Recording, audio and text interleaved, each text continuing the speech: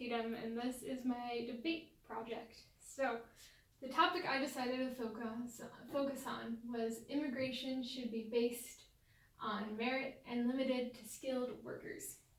So, in regards to this, I will be focusing on the United States with this debate. And a little bit of background on the United States and its immigration plans. We have a current immigration plan that focuses on family ties of the immigrants. So if the immigrant has family here, it allows them to have an easier chance of coming into the country, along with a lottery system that feels more like a random selection of who is allowed in and who is not. So each year there's also a certain amount of immigrants that are also let into the country. On the other side, there is the merit-based point system. And this merit-based point system that I am modeling this part of the argument off of is Donald Trump. His presidency had a merit-based point system that it was trying to get passed for the government. And their point system looked at specific skills, education, income level, and knowledge of the English language.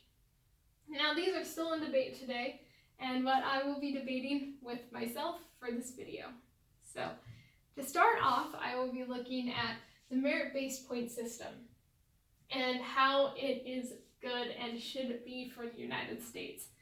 And the merit-based point system is not new. It is something that other countries use. Australia, Canada, New Zealand, and I'd like to point out New Zealand especially, who we have seen has had great leadership over its years. So we would model it after their already working systems. And one of the main things for a merit-based point system is that those who are let in because of it are less likely to need public assistance. And I bring that up because it's not meant to say that we do not want people who need that public assistance, but because of the pandemic and what our country's currently at, we want to be able to help those people who are already relying on public assistance, and that those who will come in can help those people. And some of the proof of this is seen in the numbers. So currently our unemployment rates are at 6.3%. The amount of homeless in 2019 was 567,715 people. The poverty level in 2018 was 38.1 million.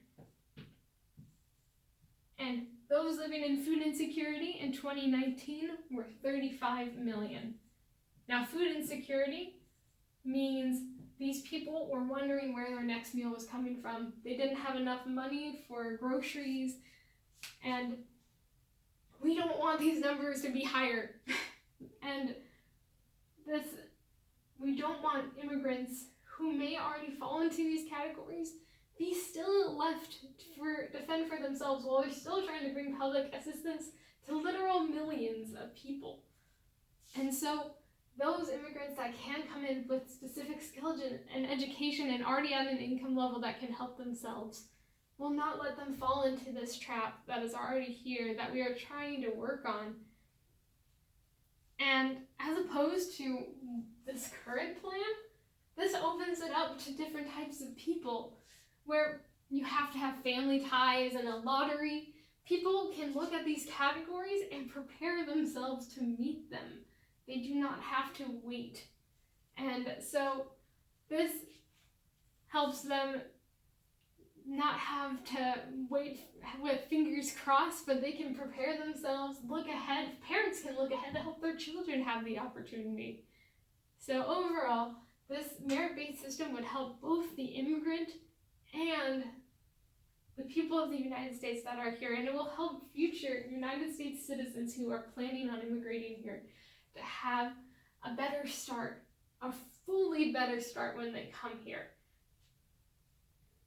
So, in switching over to the other argument, to debate with myself, the merit-based point system looks good on paper. However, in my argument against it, I will be talking about how there are ways to abuse this system and how it has been abused in the past by the United States, and also the idea of merit, how it should not be a measurement. And on that point of merit, this points to meritocracy. We've spoken about it in class, and to reference it again, meritocracy is looking at merit, meaning your education, your skills, and the end of the word points to aristocracy. And the aristocracy is usually high-class groups of people, royalty, people who stay at the top. So, meritocracy, education, people who are educated stay at the top. And that's because education got them to the top, right? They worked for that education. And that's where I'd like to start this.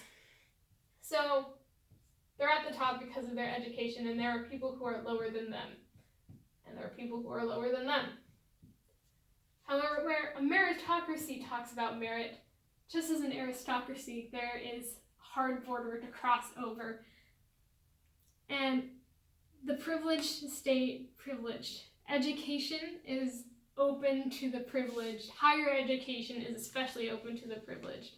Whereas those coming from lower classes, different hard geographic areas who do not have an education or don't have easy access to a higher education cannot cross that threshold into having a higher meritocracy or higher merit points.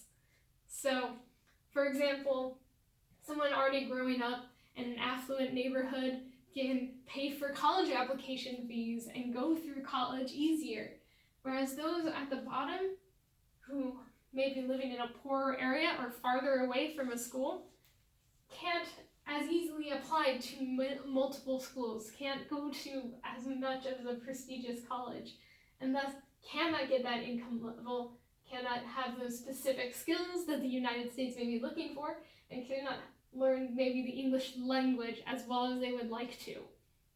So this makes it look like it's a choice by these people if they can do these things, but it's not a choice. People in life do not have access to the same things that will allow them to have these things. And so to look at that deeper, we're going to look at some current examples that we see in the United States, starting with a college. So in 2019, Harvard was caught in a lawsuit about its Asian applicants. So Asian applicants had found themselves not being accepted into Harvard. And this they found was because their personality trait merit points were lower than any other race in the school. Whereas their educational, what we've been talking about as a pro, was higher. This wasn't a system that's being abused. It was taken to the courts, and the court went against those Asian students, and now those Asian students are taking it to the Supreme Court. And another level we see of this is in 1990, where there was an Immigration Act that was already merit-based in the United States. We have seen this debate before. This Immigration Act had people who had college degrees and special skills allowed in. That sounds great. However, there's also a diversity lottery, which had high admission regions not being allowed to have visas under this act. So countries that were qualified, countries that could have people that had college degrees and special skills, these were European countries. The countries that were not allowed to have those visas, that were high admission regions, were China, Mexico, and Africa, were not found on the list.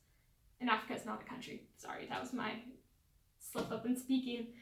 So we see that this system can be easily abused and biased.